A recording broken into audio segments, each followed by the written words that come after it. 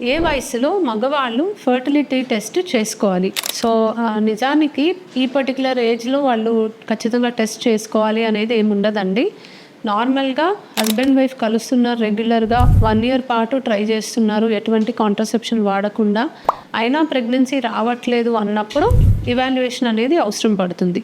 కొంతమంది మగవాళ్ళల్లో అర్లీగా కూడా ఇవాల్యుయేషన్ అవసరం పడుతుంది. సో, కొన్ని ప్రాబ్లమ్స్ ముందే ఉన్నాయని తెలిసినప్పుడు, అంటే వెరికోసిల్ లాంటి ప్రాబ్లమ్ కానీ, లేకపోతే బీజం కిందకి జారి ఉండకపోవడం, దానికి ఏదైనా సర్జరీ జరిగి ఉండడం, లేదా హెర్నియా లాంటి ఆపరేషన్స్ ఏమైనా ముందు జరిగినాయి. సో, ఇలాంటి వాళ్ళల్లో 6 మంత్స్ పాటు వాళ్ళు రెగ్యులర్గా ట్రై చేసి ప్రెగ్నెన్సీ రానప్పుడు టెస్ట్ చేసుకోమని చెప్తూ ఉంటాం.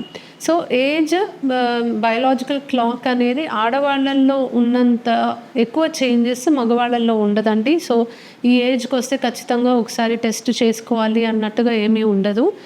బట్ ఏజ్తో పాటు ఆడవాళ్ళల్లో లాగానే మగవాళ్ళల్లో కూడా ఫర్టిలిటీ తగ్గుతుంది.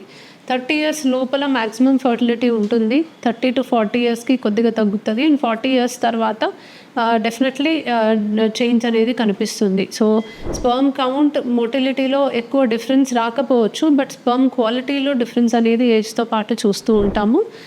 DNA damage of the sperms కూడా ఏజ్తో పాటు ఎక్కువ అవ్వడం మనం గమనిస్తూ ఉంటాం. అండ్ మేల్ పార్ట్నర్లో యూజువలీ మనం సెమెన్ టెస్ట్లో ఏదైనా ప్రాబ్లమ్స్ ఉన్నాయి అన్నప్పుడు వాళ్ళకి యూజువలీ ఎటువంటి సిమ్టమ్స్ కూడా ఉండవు. సో, ఈ పలానా సిమ్టమ్స్ ఉన్నప్పుడు మీరు టెస్ట్ చేసుకోవాలి అని చెప్పడానికి కూడా ఏమీ ఉండదండి.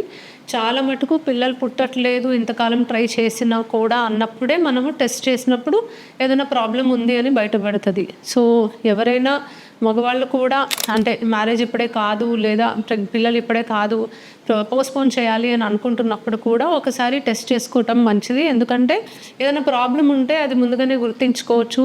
శాంపిల్ ఫ్రీజింగ్ లాంటివి ఏమైనా చేయించుకోవచ్చు.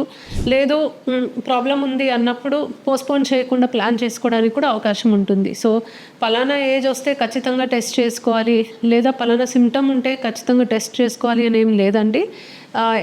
మీ ప్లాన్స్ని బట్టి, మీ లైఫ్ డెసిషన్స్ని బట్టి మీరు ఎప్పుడు టెస్ట్ చేసుకోవాలి అనేది డిసైడ్ చేసుకోవచ్చు.